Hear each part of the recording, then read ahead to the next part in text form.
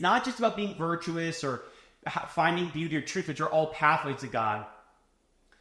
Our religion, our faith is that we find salvation through Jesus. All right, everybody, welcome back to the What's the Dill podcast, the place where we answer the most viral questions about Catholic life. I'm your host, Pete Dill. This is episode 120. I appreciate you being here. Thank you for taking time out of your busy day. Maybe you're on your way to work, or your drive to work, you're slammed with deadlines. Maybe you're on a walk right now. Maybe you're on a run and you're pushing through that last mile. And this automatically came up on your Spotify, and you're now listening to me. Well, thank you. Thank you for taking some of your run to spend with me. We had a great episode today. As you can hear, I'm a little bit hoarse. Just podcasting so hard over here. So just deep work podcasting. So I'm dealing with a little cold, but I'm gonna push through. I'm gonna survive. We had a great episode. We're gonna talk about masculinity. We're gonna talk about Pope Francis and some of his most recent comments. So really excited to get into some of these topics. And as always, reach out to me, send me a DM. Send me a comment. Let me know what topic you want to hear, a conversation starter, a question you have, anything that can spark the conversation both online and offline. I appreciate and love when you guys reach out to me, so let's keep it going. Let's keep the conversation going. We're going to jump into the first question here. What did Pope Francis mean when he said all religions lead to God? Some of you may saw what Pope Francis said about all religions being a pathway to God. And it stirred up a lot of controversy, and we'll kind of get into that. But first, I'm going to read just the snippet of what he said to get his exact words. And let's remember, this was also part of a bigger speech he said. So go read the speech he gave. Go read the talk he gave and see it in his words. What Pope Francis said was, all religions are paths to God. I will use an analogy that they're like different languages that express the divine. So first and foremost, I was a little confused too hearing this. I was a little bit like, wait, what does he mean by that? Why did he say in that way that all religions are a pathway to God? Now, what does the church believe? Okay, we have to let's establish this. What does the church believe? Is Pope Francis wrong or is he right? Well, our church believes that all truth, all goodness, all virtue is a path where the final destination is God. So when someone is helping someone cross the road and is nice, when a young man helps an old lady cross the road and is really nice to her, that's not a religious act, but it is a virtuous act that has its core essence and identity in God. It is the reflection of God's nature, which is goodness. So to not get too philosophical, but when we are doing good acts, nice acts, virtuous acts, they are doing a godly act. They cannot be separated from God. Virtue, goodness, truth, these things cannot be separated from God. So when someone's speaking truth, it inevitably and eventually has its roots tied back to God. And while that's a good thing to do virtuous acts, whether it's a part of a religion or not part of a religion, we believe that God himself became man in the form of Jesus, God and man, for a purpose. And that purpose was to build a church and for people to find salvation through him. So being virtuous is a good thing, and having another religion, it's not wrong, but we believe in our Catholic faith that Jesus is the changing and definitive, and he's the stir that straws the drink. Jesus is the stir that straws the drink. It's not just about being virtuous or finding beauty or truth, which are all pathways to God. Our religion, our faith is that we find salvation through Jesus. So it can be a little confusing to hear Pope Francis say that, but I think he wasn't wrong for saying that, meaning that, hey, when we are virtuous, that inevitably leads to God. But let's be clear about Jesus' message, though. Jesus said, hey, go preach the good news of the gospel to every nation on earth. He sent the apostles out to go preach the gospel, and took the roads out to the whole world to bring the gospel, and 11 of the 12 died for that gospel. And people have continued to die for that gospel, the good news of Jesus. And Jesus, let's think of like the model of Jesus. He didn't just say, hey, any way that you want, any way is cool to kind of find salvation. No, and Jesus said, actually, like, only through me do you find, forgiveness of sins, salvation. Let's also remember that Jesus wants us to spread the good news of the faith to everyone. And it's not that, hey, we have so many better values than all other religions. It's that we know Jesus established a church, and Jesus established his story through our Christian faith. And he wants us to preach the gospel. He said that go make disciples of all nations. He didn't say, go make disciples of kind of whoever's chill and kind of wants to hear it. No, he said, go make disciples of all nations. So that's the words of Jesus. Jesus didn't say, hey, remember, everything's a pathway to me. No, Jesus said, go make disciples of all nations. So let's not forget the words of Jesus when we hear kind of the words of Pope Francis. Let's say, okay, that's a perspective to have, and that's maybe a nice perspective. Let's also remember that there is a call for us to live our faith boldly in our lives and live our faith boldly for other people too. That, hey, Christ wants everyone to hear the good news of our Christian faith. And that, okay, we know that's controversial. We know that if this got sound clipped, people would be like, what? Oh my gosh, like you want everyone to become Christian? What? That's crazy, blah, blah, blah. And, we know how people are, but that's the reality. I want everyone to have a relationship with Jesus and experience the fullness of life and the fullness of truth through Jesus because he's awesome. Not because I'm so right, but because Jesus is awesome. And then one more thing about this to note is, Pope Francis is still a man. He is not God.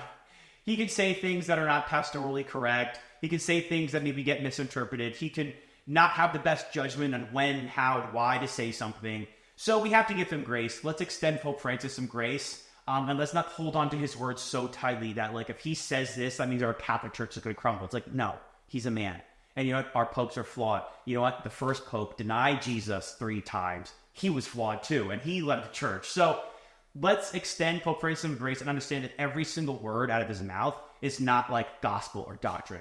So I think it's a good mindset to have, to not be overly scrupulous in every single detail of every single word that Pope Francis is saying, and understanding that he is also a man and that he can make pastoral mistakes. He can say things that are maybe upsetting, but it doesn't change who God is, and it shouldn't make us doubt who God is and doubt our church just because there is something that maybe is said that is not perfect, because this is not a perfect man. Hope that was clear. I hope that was fruitful. Let me know what you think. Maybe you have a stronger opinion on this Pope Francis, what he said. Maybe you have to offer a different perspective. I'd love to hear your perspective on the words that Pope Francis said recently. So shout me out, reach out to me, let me know what you think.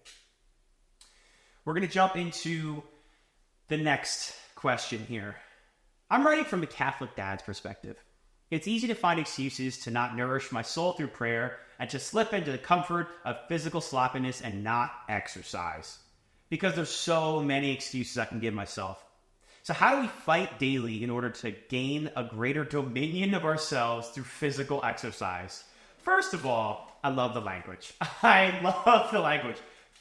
Greater dominion through our physical exercise. Wow. Love that. Very great language.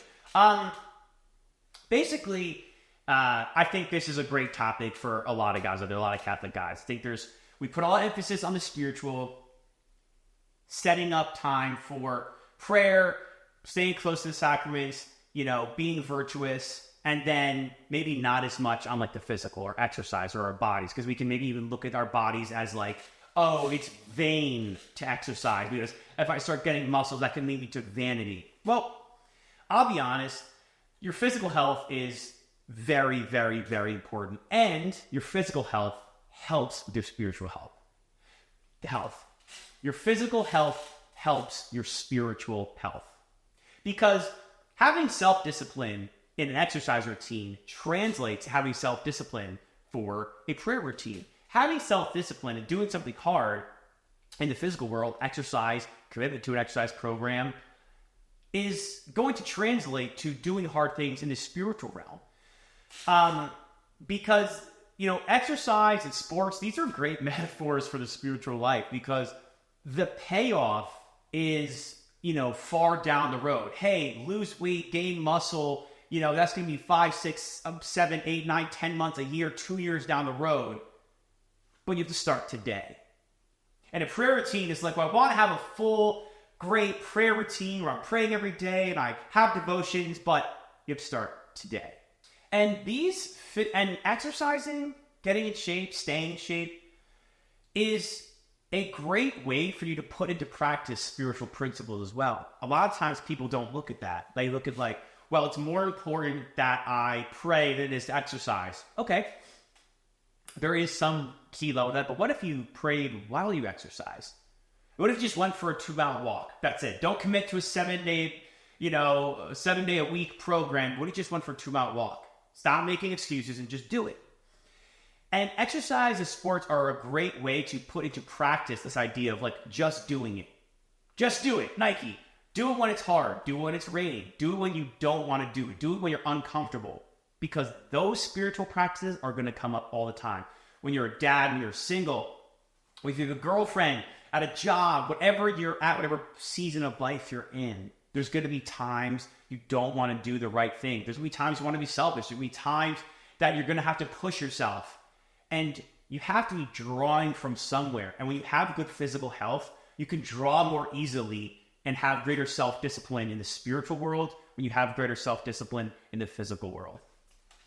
And having self-discipline physically over your body through exercise is a great way to steer clear through sin, great way to stay pure, great way to have a clear mind. All these things about, like dopamine, like when you work out, your dopamine gets released in a certain way and you're not going to chase it as much through, worldly pleasures. Having a clear head can steer you clear from sin. Like having a clear mind can really be a strong tool to help you stay away from sin. I think the number one thing, though, in this perspective is like, hey, you have to start today.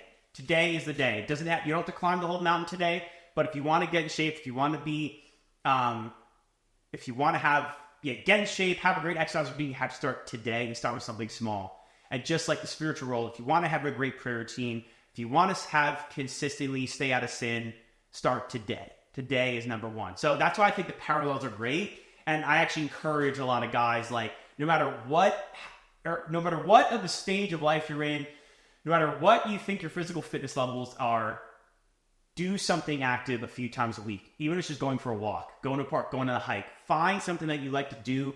Hike, walk, swim, bike, weights, basketball, baseball, softball leagues, whatever it is, find it and do it. And you'll see physical benefits and you'll see spiritual benefits as well. Okay, we're going to jump into the final question for today. It's about masculinity. There's a certain Christian masculinity that I just can't seem to fit into. I wish so much that I could be a tough guy. I try every day to get better at arguing. I try every day to be more masculine. But no matter how hard I try, I just can't do it. There always seems to be somebody tougher than me. There always seems to be somebody more attractive. There always seems to be somebody more masculine. No matter what I do, I can't win. My brain just can't move fast enough to debate people. I just can't compete anymore. What should I do? God made me a wimp. I feel like I'm so soft-spoken and so mellow. Why did he make me like this? Why did he make me so thin? I wish I was more masculine. All right. This is a powerful question because I think it hits a chord with our church, masculinity. Masculinity in our church. How do we be masculine? How are we Christian masculine? How do we live out our Catholic faith as masculine men? But I also think it's a good question because I think we don't get it right a lot of times. I think masculinity is under attack in our society, our culture. We know that. We know masculinity is under attack. The world, society doesn't want masculine men, strong, masculine, God-fearing, prayerful men. No. That's not what society wants. But our Catholic Church, sometimes, we don't have the greatest understanding of, we sometimes we kind of go too far the opposite side than of what it means to be masculine. I think sometimes society wants men to be wimpy and kind of dainty and effeminate. And then sometimes we go to the other side and our Catholic church is like, okay, well, all, masculinity means being tough and, like eating raw meat and kind of being aggressive and loud and kind of just like manly men stuff. That's what it means to be masculine. But like all virtues are the middle of two extremes. So what does it mean from a Catholic perspective as a Catholic guy to be masculine? I think it's a great question. And honestly, one that we should talk about more and more. And hopefully we talk about more on this podcast. So first, let me just say, bro, you're not alone. I think there's a lot of pressure in this world to live up to a certain ideal, live up to a certain idea of what I'm supposed to be as a man. What am I supposed to? I'm supposed to be a certain way. A Catholic man. I'm supposed to be strong, dominant, physically imposing, quick-witted. But these can be stereotypes from our culture, from our media. And I think we all know that feeling when you're not measuring up. Oh, I'm not as manly as this guy. I'm not as manly as that guy. I should be more manly. I should be more masculine. I should be more to be truly masculine. If I could just be more of some of these things, then I'll be really, really masculine. But that's actually not what God asks of us as men. God doesn't ask of us to look around and compare ourselves and to be the most extreme, the most masculine, strong, dominant. Well, that's actually not really what God asks of us.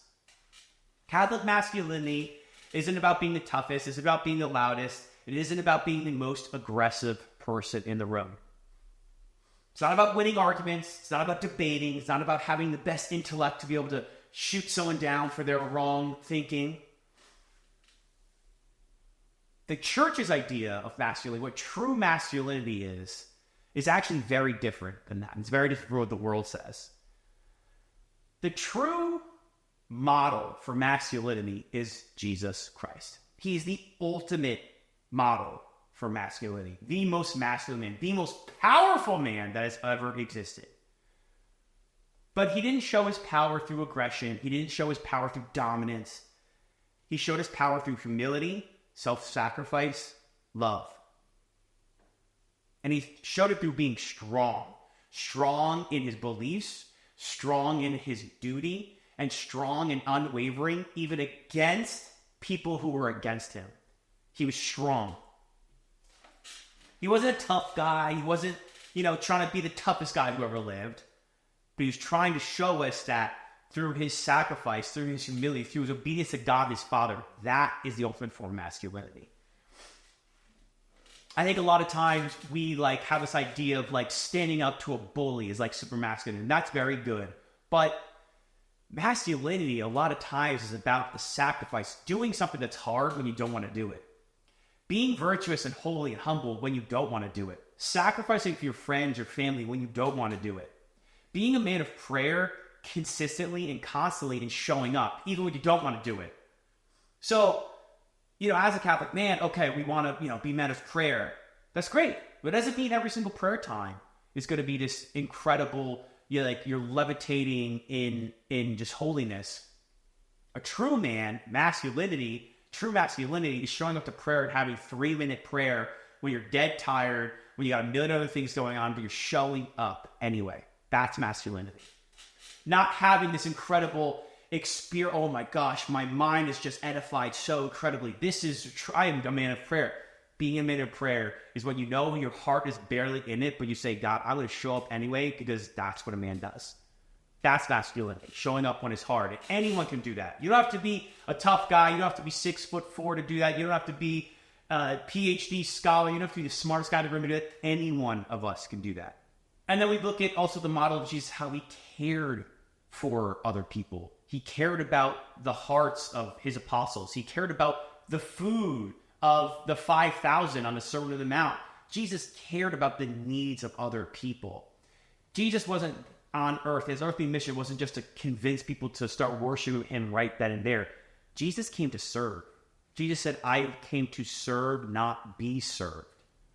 So a true characteristic of masculinity is service. Serving with a smile. Serving when it doesn't benefit us. I saw this quote recently from Nick Saban where he said, true leadership is about benefiting the person you're leading. That what you're doing benefits someone else. Because leadership is not about having something that benefits us as a leader. That's manipulation. True leadership is about serving someone else and having it benefit them. And then also I love this idea, or this guy says, my mind can't keep up to debate people. I'm telling you right now, bro.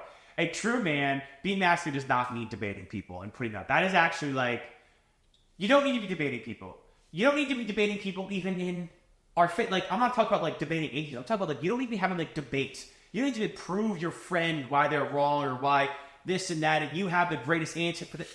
If you feel like true man is debating someone, like, it's not. Like, a true man doesn't debate someone, like, hey, bring someone into create a relationship with Jesus, but also bring someone into my perspective. I want to show you my perspective, why I think this. I'm not trying to prove you wrong. And if your mind can't keep up, that's okay. The desire to like be a debater, try to like, I want to have the right point in, this conversation. I want to be looked at as smart. That's actually not masculinity. That's actually pride. It's for your ego. You want to be looked at as an intellect. People say, wow, he's so smart. Oh my gosh, wow, look at him. He's just debating all of these people. Incredible work. No, it's actually for ego. Honestly, a true man knows when to shut his mouth, and I've learned that a lot through the years. Knowing when to shut your mouth, knowing when to not say something, that's really the mark of a man, I think. Not saying the right thing at the right time, but knowing when to not say something, that's a great show of spiritual maturity. That's a great show of being a man. Not having to have the last word, that's going to be a manly perspective. That's the masculine perspective. So, hey, you know what? Like, it's not going to say anything. That's the true mark of a masculine man. And, I think then we have to also go into, like, our different personalities. We're all part of one body of Christ. Like, as you get older, I can tell this person's a little bit younger. I can tell this person's younger. Because as you get older and you see different types of guys and different examples of godly men of all parts of the, like, spectrum. Godly, manly men are soft-spoken, strong-willed, mellow, charismatic, organized, disorganized, type A, type B, funny, stoic. Being manly, being masculine, it's not about it's not a personality type. And as you get older, you start seeing strong examples of prayerful men who are mellow and soft-spoken, but are disciplined and are strong and convicted in their words and are convicting. Then you're like, oh, whoa, hold on.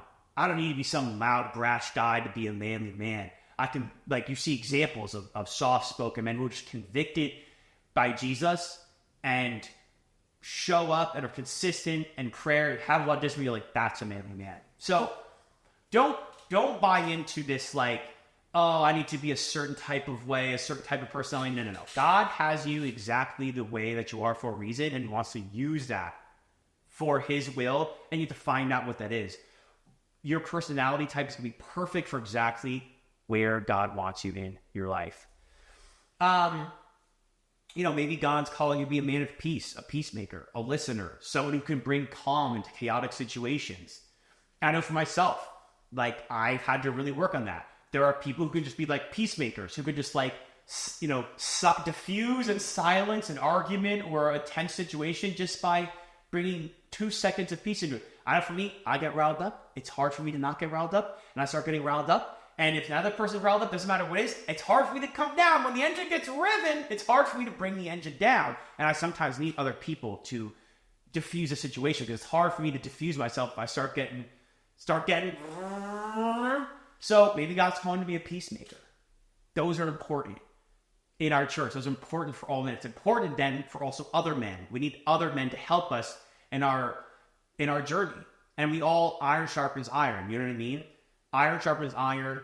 Our strengths help others' weaknesses. Our weaknesses are help other men's strengths. So masculinity, it's not about comparison. God's not asking you to be the toughest guy in the room.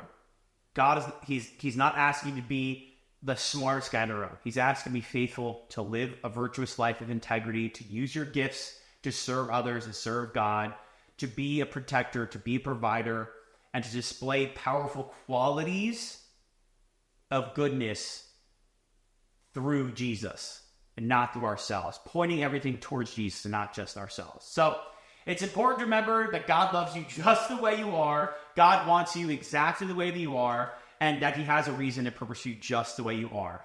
Don't compare yourself to someone else. Don't look at another guy and say, I wish I was tougher, I wish I was stronger.